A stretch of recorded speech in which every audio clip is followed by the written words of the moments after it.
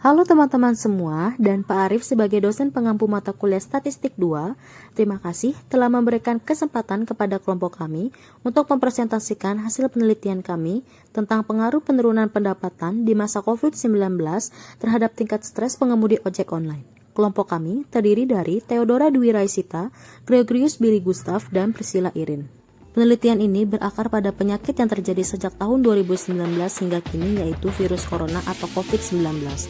Kasus COVID-19 di Indonesia pertama kali terjadi sejak Maret tahun 2020. Adapun cara untuk memutus rantai penyebaran COVID-19 seperti melakukan social distancing, work from home, dan diberlakukan pembatasan wilayah di beberapa tempat.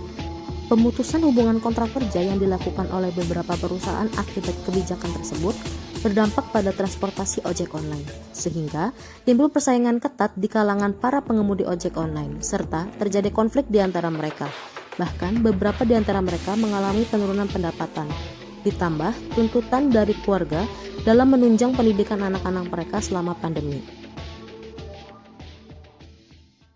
Kemudian kami akan menjelaskan mengenai tinjauan pustaka. Teori pendapatan. Menurut Sukirno, pendapatan adalah sejumlah penghasilan yang akan diperoleh masyarakat karena prestasi kerja yang mereka raih dalam suatu periode tertentu, mulai dari jam, harian, mingguan, per bulan, hingga per tahunnya. Menurut Aulani, pendapatan merupakan selisih antara penerimaan total sebuah perusahaan dengan jumlah pengeluarannya. Formula yang telah dijelaskan adalah Pi sama dengan TR dikurangi TC. Keterangannya, Pi adalah tingkat pendapatan, TR total penerimaan, TC total pengeluaran. Teori stres. Menurut Robin, stres adalah suatu kondisi yang menekan keadaan psikis seseorang dalam mencapai suatu kesempatan di mana untuk mencapai kesempatan tersebut terdapat batasan atau penghalang. Menurut Weinberg dan Gould, ketidakseimbangan antara tuntutan fisik dan psikis dan kemampuan untuk memenuhinya. Gagal dalam memenuhi kebutuhan akan berdampak krusial atau menciptakan stres itu sendiri.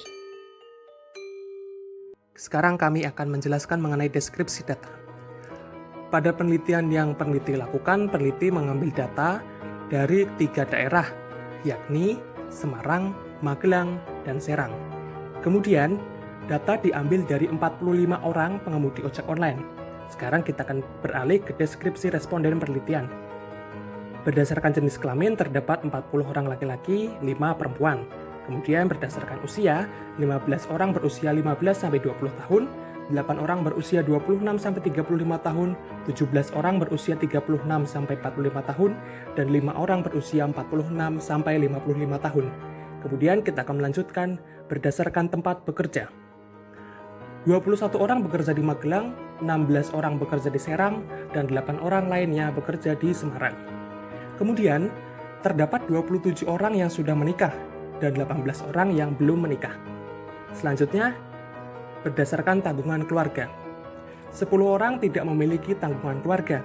16 orang memiliki 1-2 orang keluarga yang menjadi tanggungan keluarga. 17 orang memiliki tanggungan keluarga sebanyak 3-5 orang dan 2 orang lainnya memiliki lebih dari 5 orang yang menjadi tanggungan keluarga. Selanjutnya, kita akan beralih ke status pekerjaan. 34 orang menganggap pekerjaan ojek online sebagai pekerjaan pokok mereka dan 11 orang lainnya mengatakan bahwa pekerjaan menjadi pengemudi ojek online merupakan pekerjaan sambilan mereka. Kemudian yang terakhir, berdasarkan lama bekerja. 4 orang sudah bekerja kurang dari 6 bulan. Kemudian 8 orang sudah bekerja 6 bulan sampai 1 tahun, 11 orang sudah bekerja 1-2 tahun, dan 22 lainnya sudah bekerja lebih dari 2 tahun. Data Kota Serang. Pada pengolahan data dari Kota Serang, didapati ada sebanyak 63% driver ojek online mengalami penurunan saat pandemi COVID-19 ini berlangsung. Beberapa driver ojek online juga mengalami kestabilan pendapat. Di data, ada 38% driver ojek online mengalami kestabilan pendapatan. Maksudnya, penghasilan sebelum pandemi lebih dari pengeluaran. Tapi, penghasilan selama pandemi sama dengan pengeluaran. Pengolahan data ini dihitung dengan seberapa banyak uang yang dikeluarkan driver ojek online di setiap harinya. Data Kota Magelang. Pada olah data pendapatan di Kota Magelang menyatakan bahwa ada 10% driver ojek online yang mendapatkan penaikan pendapatan saat pandemi COVID-19. Tidak hanya kenaikan, tetapi juga penurunan yang dihadapi oleh driver ojek online. Diketahui terdapat 14% driver yang mengalami penurunan pendapatan saat pandemi. Didapati 57% driver ojek online mengalami kestabilan pendapatan. Artinya, penghasilan sebelum pandemi lebih dari pengeluaran. Tapi, penghasilan selama pandemi sama dengan pengeluaran. Ada juga 19% driver ojek online mendapat penghasilan sebelum pandemi, sama dengan penghasilan selama pandemi, tetapi masih lebih dari pengeluaran. Pengolahan data dihitung dengan berapa banyak uang yang dikeluarkan setiap harinya. Data Kota Semarang. Pada olah data pendapatan di Kota Semarang, dinyatakan beberapa dari driver ojek online mengalami kenaikan. Terdapat 25% responden mengalami kenaikan pendapatan setelah pandemi COVID-19. Dari pengolahan data, terdapat juga beberapa ojek online yang mengalami kesamaan pendapatan sebanyak 50% driver ojek online. Maksudnya adalah penghasilan sebelum pandemi sama dengan penghasilan selama pandemi, tetapi masih lebih dari pengeluarannya. Lalu ditemukan juga driver ojek online yang mengalami kestabilan di angka 25%. Pengolahan data dihitung dengan berapa banyak uang yang dikeluarkan setiap harinya. Selanjutnya kita beralih ke uji homogenitas. Peneliti menggunakan teknik Levenius test dengan melihat taraf signifikansi dari nilai Levenius yang diperoleh melalui F-hitung. Kemudian apabila F-hitung memperlihatkan taraf signifikansi lebih dari 0,05, maka dapat dikatakan bahwa tidak terdapat perbedaan varian antar kelompok sampel atau varian antar kelompok sama. Kemudian kita akan melihat ke tabel uji homogenitasnya. Berdasarkan tabel, kita melihat bahwa F-hitung variabel tingkat stres menunjukkan taraf signifikansi sebesar 0,504 yang berarti lebih dari 0,05, sehingga dapat disimpulkan bahwa tidak terdapat perbedaan di antara kelompok sampel. Hal tersebut dikarenakan varian antara variabel tingkat pendapatan dan variabel tingkat stres pada ketiga daerah tersebut adalah sama atau homogen. Setelah data tersebut homogen, kita akan melanjutkan dengan uji ANOVA. Kemudian kita akan membuat hipotesis awal dan hipotesis alternatif.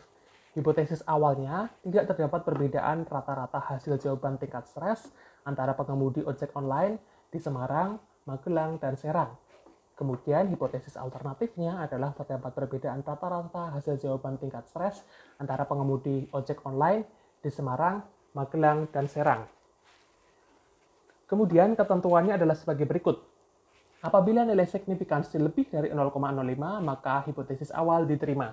Kemudian apabila nilai signifikansi kurang dari 0,05, maka hipotesis awal ditolak dan hipotesis alternatif diterima.